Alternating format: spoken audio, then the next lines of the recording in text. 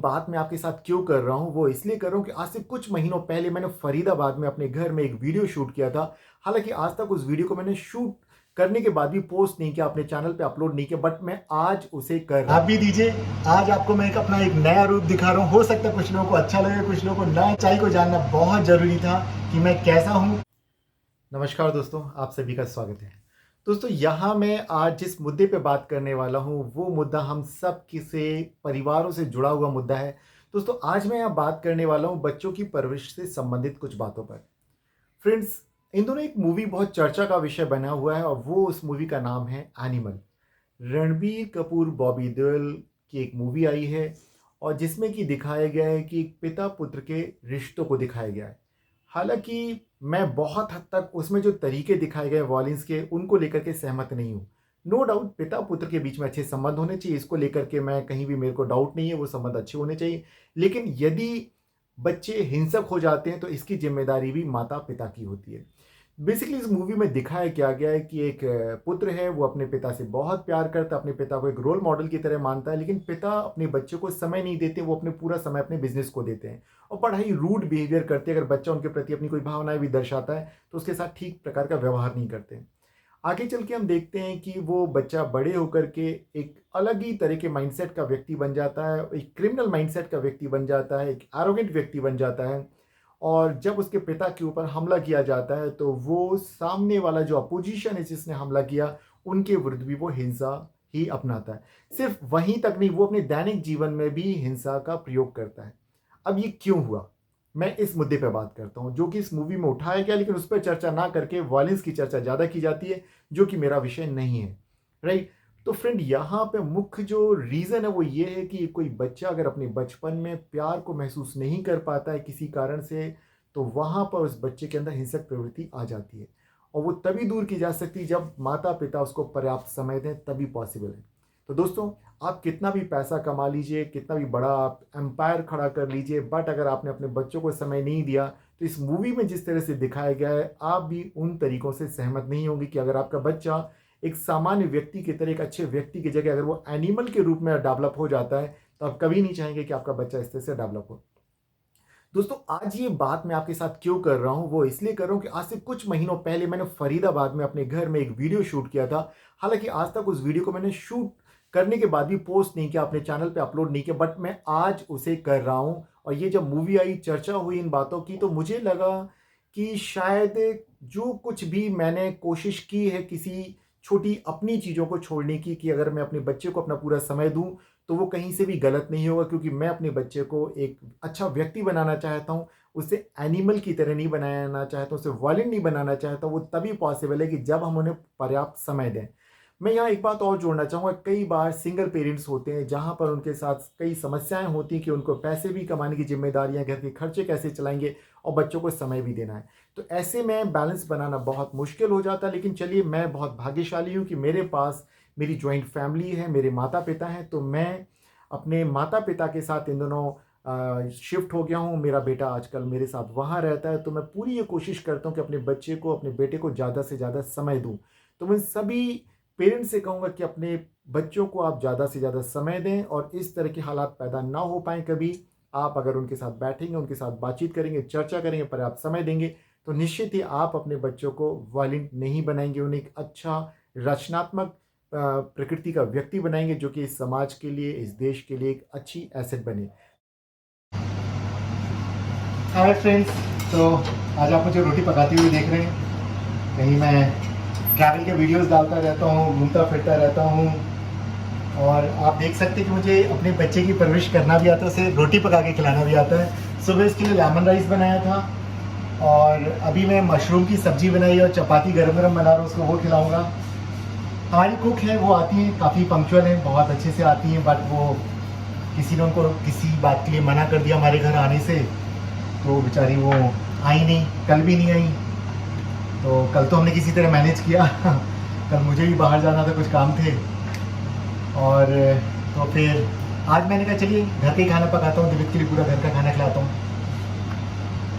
Single parent के तौर पे ये टास्क होते हैं हमेशा, लेकिन जब आप अपने बच्चे से प्यार करते हैं ना, तो ये सब चीज़ें बहुत छोटी चीज़ें हैं। और मेरे लिए सब कुछ मेरा बेटा है।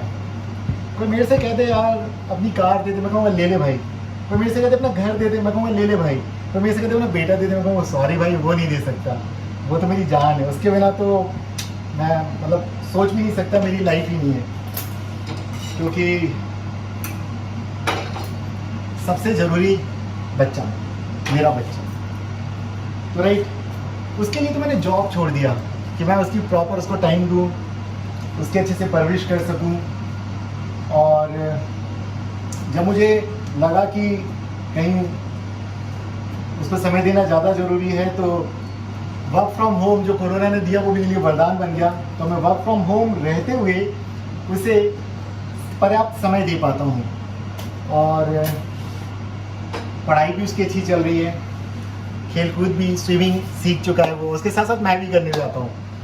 तो राइट, कुल मिलाकर के उन सारी चीज़ों को अपने बच्चों को दीजिए जो आपके बच्चे डिज़र्व करते हैं। उन्हें प्यार चाहिए, आपका साथ चाहिए।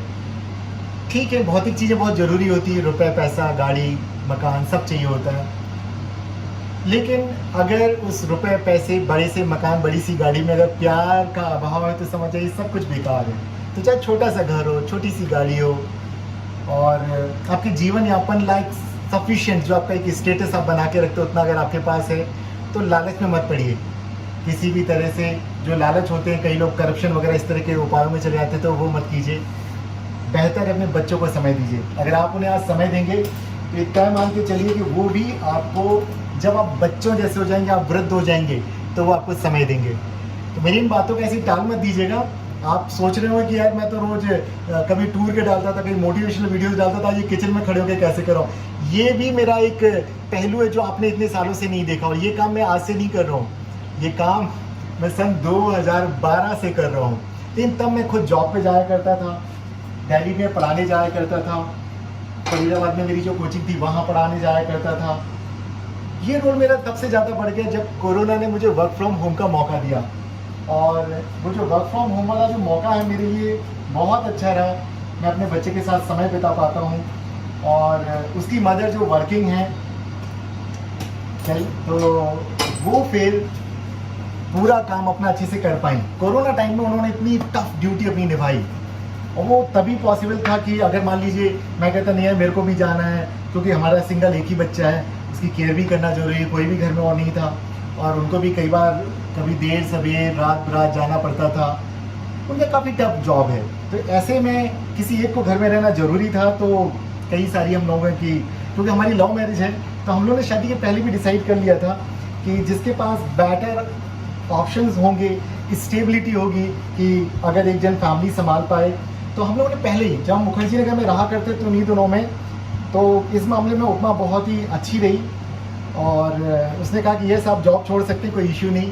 तो उसने कोऑपरेट किया मुझे, और सिर्फ एक जो आईटी का जॉब जो मुझे मिला था वो मैंने ड्रॉप किया। बट मैं पढ़ाता था, अभी भी पढ़ाता हूँ, काउंसलिंग देता हूँ बच्चों को, और कंपनीज़ के ऑफिसेस को भी देता हूँ, लोगों को मोटिवेट करता हूँ, मोटिवेशनल वीडियोस बनाता हूँ, मोटिवेशनल लेक्चर्स देता हूँ, बुक्स लिखता हूँ, मतलब बुक्स के लिए नोट्स बनाता हूँ। तो सारे काम मैं कर लेता हूँ अपने घर पे रहते हुए, अपने बच्चे की केयर करते हुए। तो अगर आप लोग भी कुछ ऐसा काम कर रहे हैं और एक पुरुष हैं, तो कभी किसी के सामने शर्माइए मत, क्योंकि आप किसके लिए कर रहे हैं? अपने घर के लिए कर रहे हैं, अपने बच्चे के लिए कर रहे हैं। दुनिया क्या बोलती है कोई फर्क नहीं पड़ता। ठीक है, आप देख रहे हैं ना आज, और ये ज़रूरी था आपको दिखाना कि लोग पता नहीं क्या परसेप्शन बना लेते हैं कि एक मेल ये सारे काम नहीं कर सकता शायद, और एक फीमेल बाहर उस तरह से काम नहीं कर सकती। तो एक मेल अगर अपनी पत्नी को समय दे कि जाओ तुम्हें जो करना है अच्छे से अपना काम पे ध्यान दो, तब वो काम पे ज़्यादा ध्यान दे पाती है। अगर मान लो आप अड़चन लगा दें, नहीं है बच्चों को कौन संभालेगा, बच्चों को भी तुम ही संभालो, बच्चे की पढ़ाई भी तुम ही करवाओ, तो पॉसिबिलिटीज़ नहीं। तो यहाँ पर मैंने इतने सालों से उपमा को इसी तरह से कॉपरेट किया जिससे कि वो अपने काम को अच्छे से कर पाएँ। छोटी मोटी बातें तो चलती रहती हैं, वो एक अलग मुद्दा होता है। बट आप ध्यान रखें, अगर आप चाहते हैं अपने बच्चों को समय देना, तो इस बात को भी आप मेरी एक मोटिवेशन के तौर पे आप अपने जीवन में उतार सकते हैं। और हाँ, मेरी रोटी शायद इतनी गोल ना दिखे, बट देखिए फूल रही है, तो रोटी बनाना मैं सीख गया हूँ। आप समझ सकते हैं कि आज मैं पहली बार रोटी नहीं बना रहा हूँ, कई दिनों से, मतलब कई सालों से मैं रोटियाँ बनाता आ रहा हूँ कि जब भी हमारी कुक नहीं होती है तो मैं दिवित के लिए तो छोड़िए, उपमा भी कभी अगर चंडीगढ़ जाना होता है उनको सुबह सुबह उनको पराठे बना के खिला देता हूँ। वो घर पे भी होती तब भी उनको रोटी बना के खिला देता हूँ, क्योंकि कोई फ़ोन कॉल वगैरह आ रहे हैं, सैटरडे संडे वो बिजी है, तो मज़ा आता है। एक्चुअली ना इन सारी चीज़ों को मैं मानता हूँ कि अपने परिवार को समय देना कहीं ना कहीं बहुत अच्छा होता है, राइट। तो चलिए आप भी दीजिए।